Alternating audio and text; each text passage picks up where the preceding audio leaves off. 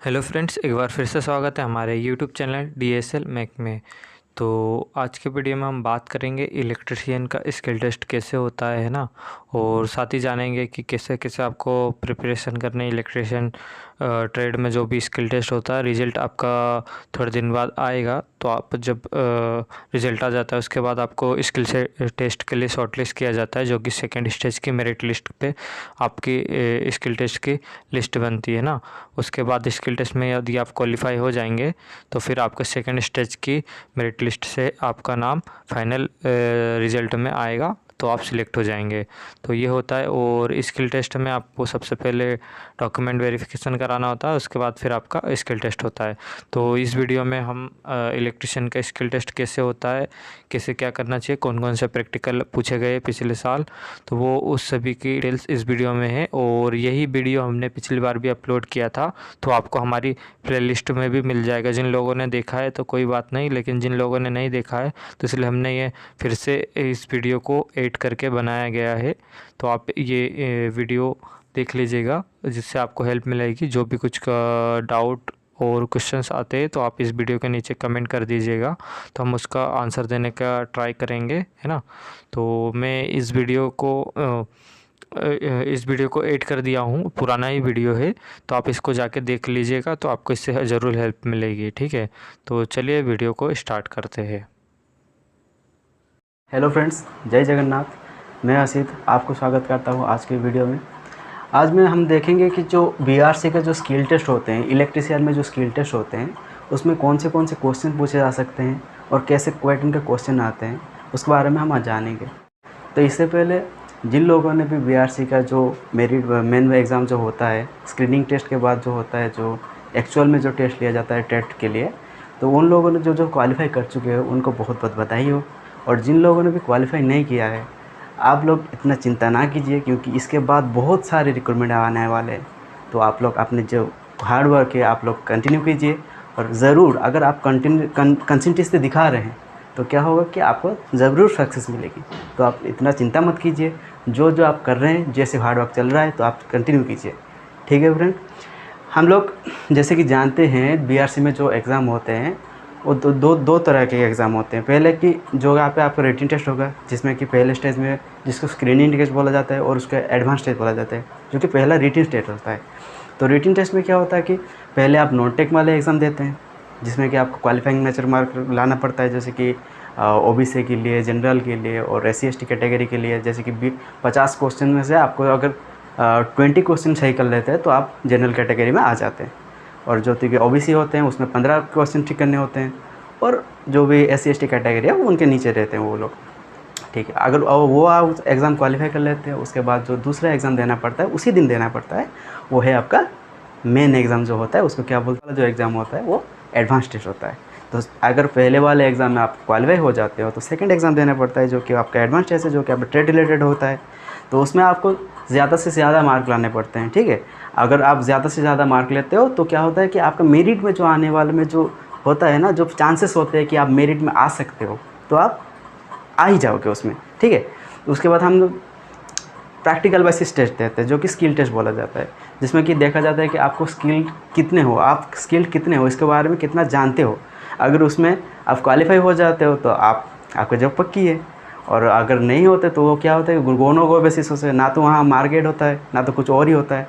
उसमें क्या कहा जाएगा, अगर आप क्वालिफाई हो तो आप जा सकते हो, अगर क्वालिफाई ना हो तो क्या होगा, वही वैसे जैसे हार्ड वर्क कर रहे हो वैसे कंटिन्यू करते रहो, दूसरे एग्ज़ाम देते रहिए और आप ज़रूर सक्सेसफुल होंगे। ठीक है, तो हम देखेंगे आज की वो जो बीआरसी वाला एग्ज़ाम था, पिछले साल का जो 2020 का आया था रिक्रूटमेंट, उसका जो एग्ज़ाम हुआ था, उसमें कौन से क्वेश्चन पूछे गए थे। जो मेरा जो एग्ज़ाम हुआ था, जो लास्ट कितने था, 9 तारीख को था शायद। तो वो जो एग्ज़ाम था उसमें क्या क्या क्वेश्चन थे और दूसरे बच्चे को क्या क्या क्वेश्चन मिले थे, तो हमने देखा है किसी को, और बाकी जो बच्चे हैं उनको पूछा था। तो हमने यहाँ क्वेश्चन लिखा हुआ है कौन सा होता है। जैसे कि लिखा गया है कि verify the series and parallel circuit, यानी पूछा गया है कि जो पैरेलल और सीरीज सर्किट में होता क्या है एक्चुअल में। जैसे कि आप लोगों को पता ही होगा, सीरीज सर्किट में आपका वोल्टेज डिवाइडेड हो जाता है और पैरेलल सर्किट में आपका करंट डिवाइडेड हो जाता है। तो उसको आप कैसे वेरीफाई कर सकते हो। जैसे कि अगर मान लीजिए को 2-3 रजिस्टर लगवा दीजिए, या फिर आप लैंप ले सकते हैं लोड के हिसाब से, वो लगा के आपको मीटर लगा के उसमें वोल्टेज और करंट क्या होता है पैरेलल सर्किट में वो दिखाना होता है। और उसके बाद हम देखते हैं कि स्टेयरकेस वायरिंग के बारे में पूछा गया था। एक्चुअली इसमें स्टेयरकेस वायरिंग नहीं बोला गया था, वहाँ बोला गया था कि आप 2 लैंप को कैसे कंट्रोल कर सकते हैं, उसे एक डायग्राम बना दीजिए, सर्किट बना दीजिए। तो वहाँ बोला गया था कि एक कंड्यूट पाइप लीजिए, उसके बाद आप कंड्यूट पाइप यूज़ करके एक 2 लैंप को डिफरेंट पोजीशन से कंट्रोल करना होता है। तो सेम टू सेम वही है कि स्टेयरकेस वायरिंग तो वही है, क्योंकि आप लोगों को पता ही होगा 2 जगह से कंट्रोल कहाँ किया जाता है, वो स्टेयरकेस वायरिंग से किया जाता है। और उसके बाद देखते हैं कि वो कौन सा है कि measurement the cable insulation resistance. आपको मेज़र करना होता है कि इंसुलेशन जो रेजिस्टेंस होता है केबल का, क्योंकि आपको पता ही होगा उसको कैसे रेजिस्टेंस मेजर करते हैं, मेगर से यूज़ करके कर सकते हैं। तो मेगर यूज़ कीजिए और उसके बाद जो इंसुलेशन रेजिस्टेंस है आप नाप सकते हैं। तो उसके बाद बोला गया था कि हाफ वे रेक्टिफायर जो ब्रिज सर्किट, आप हाफ वेव रेक्टिफायर यूज़ करके एक बैटरी चार्जिंग बनाइए। क्या लिखा गया? Half wave rectifier battery charging set आपको बनाना है। तो आप हाफ वेव रेक्टिफायर यूज़ करेंगे, उसके साथ जो ट्रांसफार्मर सेंटर टाइप वाले ट्रांसफार्मर होते हैं वो यूज़ कर सकते हैं आप, तो आप बैटरी चार्जर बना सकते हैं।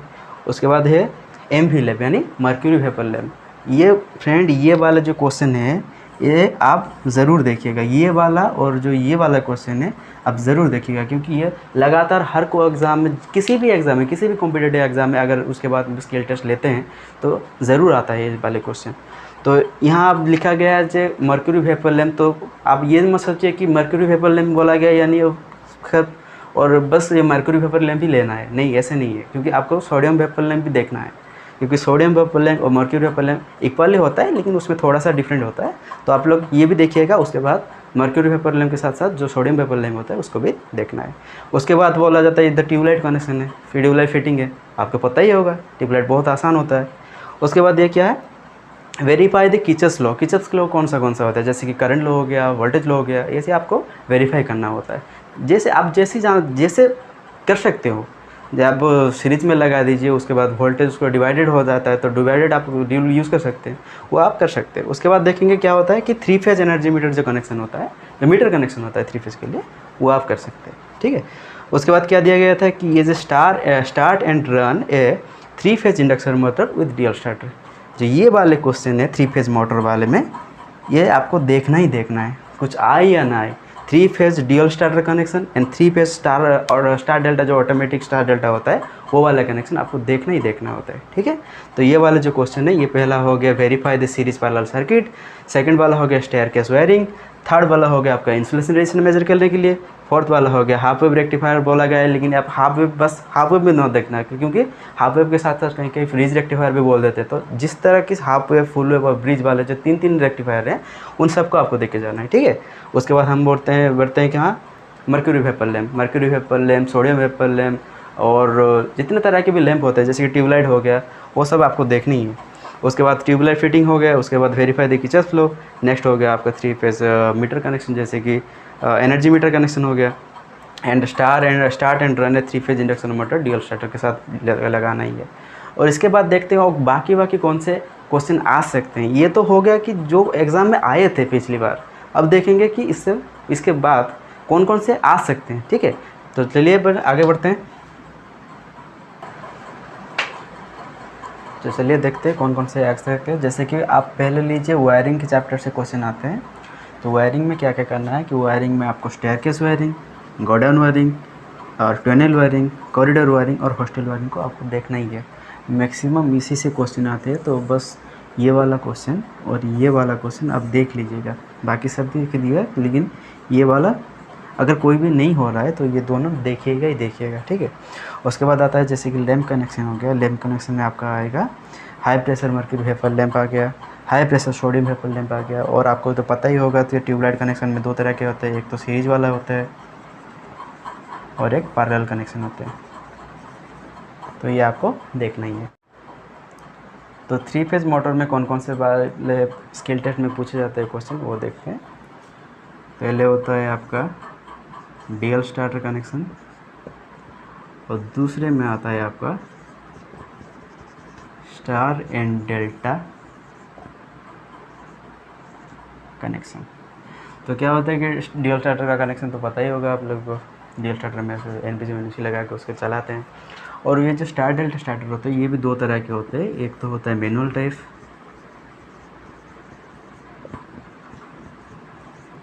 और दूसरा होता है ऑटोमेटिक। तो ज़्यादातर क्वेश्चन इसी में आते हैं कि एक इंडक्शन मोटर को चलाइए आप किसको यूज़ करके, automatic star delta starter use करके आप चलाए, तो ये वाले क्वेश्चन आते हैं। और बाकी तर क्वेश्चन ड्यूल स्टार्टर, ये जो ड्यूल स्टार्टर यूज़ करके 3 फेज इंडक्शन मोटर चलाना है उसको चलाने के लिए बोलते हैं। तो ये हो गए 3 फेज वाले जो और इसके साथ साथ और एक क्वेश्चन आता है इसमें, रिवर्स वाले जो होते हैं, स्टार्ट करके रिवर्स करना है।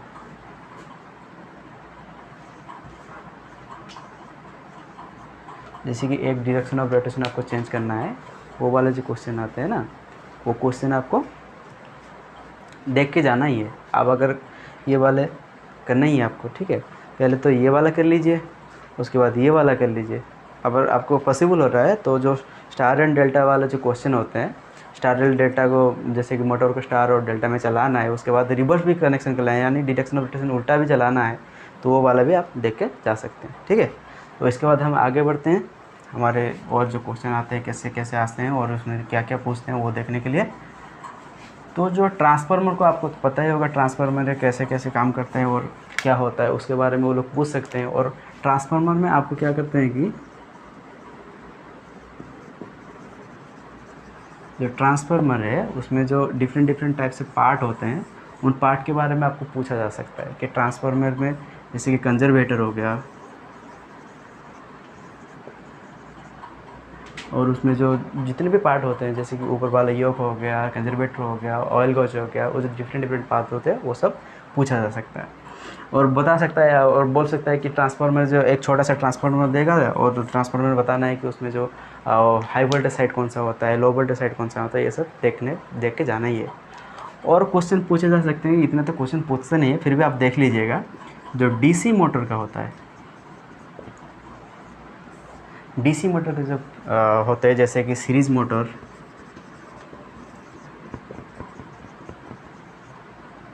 जैसे कि सीरीज़ मोटर हो गया, शंट मोटर हो गया और कंपाउंड मोटर हो गया।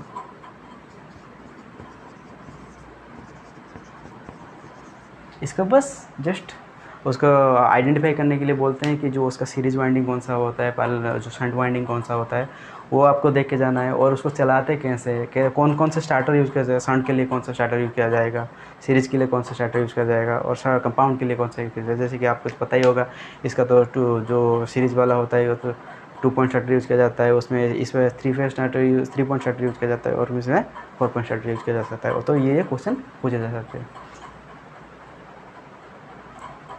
तो ये हो गए ट्रांसफार्मर और जो डीसी मोटर में क्वेश्चन आ सकते हैं वो वाले हमने देख लिया। एक और इम्पोर्टेंट क्वेश्चन रहता है जो कि हर एग्ज़ाम में पूछा तो नहीं जाता है लेकिन किसी एग्ज़ाम में पूछ लिया जाता है, जो कि कोई करता ही नहीं है। वो होता है टाइप्स ऑफ जॉइंट।